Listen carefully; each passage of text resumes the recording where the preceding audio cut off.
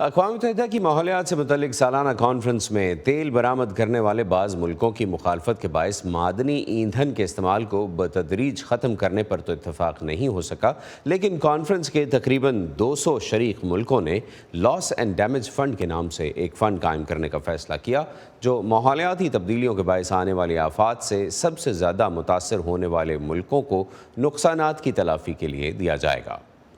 Doctor عادل نجم درس و تدریس کے شعبے سے وابستہ ہیں اور عالمی امور پر تجزیہ کار ہیں۔ اس وقت ڈاکٹر عادل نجم اسکائپ کے ذریعے ہمارے ساتھ بوسٹن سے موجود ہیں۔ Doctor Adil, thank you for being with us. اس فنڈ کو ماحولیاتی تبدیلی کے نقصانات کے متاثرین کے لیے جیت کہا جا رہا ہے۔ اقوام متحدہ کے سیکرٹری جنرل انٹونیو گوتریس نے بھی اسے انصاف کی طرف ایک قدم قرار دیا ہے۔ یہ بتائیے کہ پاکستان جیسے ملکوں کو اس فنڈ سے کیا فائدہ ہو سکتا ہے؟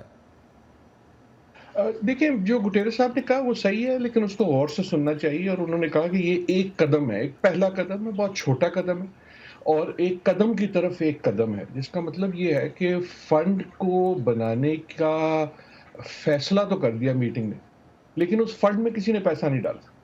نہ امریکہ نے ڈالا، نہ یورپ نے ڈالا، نہ دوسرے جو ممالک جن کی وجہ سے یہ مسائل پیدا ہوئے ہیں، جو بڑے ایمیٹرز ہیں، ان میں سے ابھی تک کسی نے کمٹ نہیں کیا۔ انہوں نے یہ نہیں کہا کہ ہم کمٹ نہیں کریں گے، نہ یہ کہا کہ ہم کمٹ کریں گے، اور نہ یہ فیصلہ ہوا ہے کہ کیسے کمٹ کریں گے، کس بیسس پہ، کس لاجک پہ، کہ کون سے ممالک اس میں کون سا فنڈ ڈالیں گے اور کون سے ممالک کی مدد ہوگی۔ یہ سب کہنے کے باوجود امپورٹنٹ بات ہوا ہے جو گٹیرس نے کہی کہ یہ ایک پہلے قدم کی طرف ایک پہلا قدم ہے۔ مطلب یہ کہ جو آئیڈیا ہے لاس اینڈ ڈیمیج کا، وہ ایکسیپٹ ہو گیا ہے، اور آئیڈیا یہ ہے کہ جن ممالک کو، جن افراد کو، بلکہ لیکن جن ممالک کو نقصان ہو رہا ہے کلائمیٹ چینج سے، باوجود اس کے کہ یہ مسئلہ انہوں نے نہیں پیدا کیا، ان کی مدد کی جو رسپانسبلٹی ہے، ان کی تلافی کی جو مدد نہیں، تلافی کی جو رسپانسبلٹی ہے، وہ ان ممالک پہ ہے جن کی وجہ سے یہ مسئلہ پیدا ہوا۔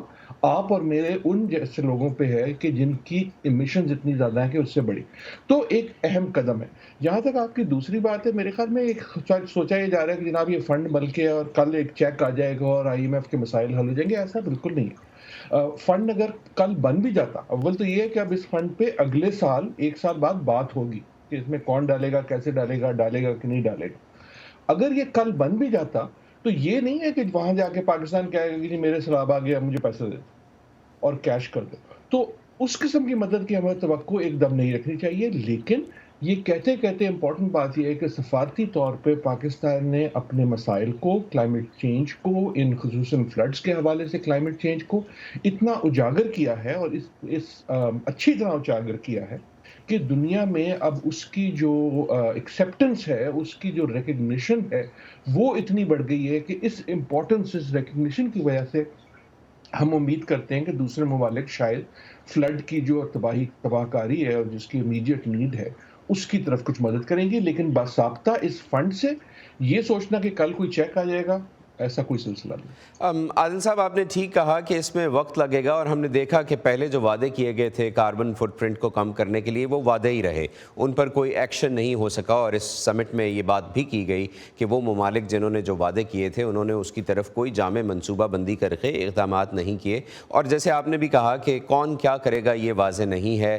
اور اس میں ذمہ داری اور معاوضے کی دفعات تو شامل نہیں کی گئی ہیں، لیکن بظاہر اس کی وجہ ایک یہ بھی نظر آتی ہے کہ ڈیولپڈ ورلڈ یہ نہیں چاہتی کہ انڈر ڈیولپڈ ورلڈ یا وہ ممالک جو متاثر ہو رہے ہیں وہ کوئی قانونی کارروائی کریں ایسے ممالک کے خلاف جہاں پر کاربن فٹ پرنٹ زیادہ ہے۔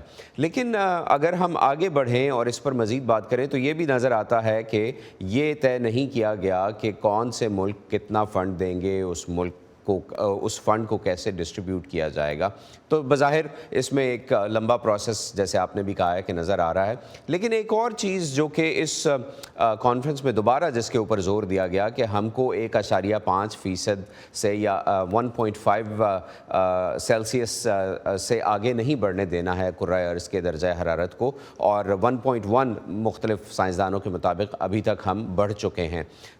ایسے میں وہ ممالک جہاں پر इंडस्ट्रीज़ बहुत ज़्यादा हैं, जैसे चाइना है, इंडिया है, जो ग्लोबल सप्लाईज़ में एक बहुत बड़ा शेयर रखते हैं और वो ऐसे रिसोर्सेज इस्तेमाल करते हैं जिससे कार्बन फुटप्रिंट बढ़ता है। वो और तेल के ममालिक जिन्होंने उस मुआहदे पर दस्तखत नहीं होने दिए कि इसको बतदरीज कम किया जाए। क्या इस सब के होते हुए हम ये गोल अचीव कर पाएंगे? क्या हम दर्जा हरारत को कम रख पाएंगे? बिल्कुल।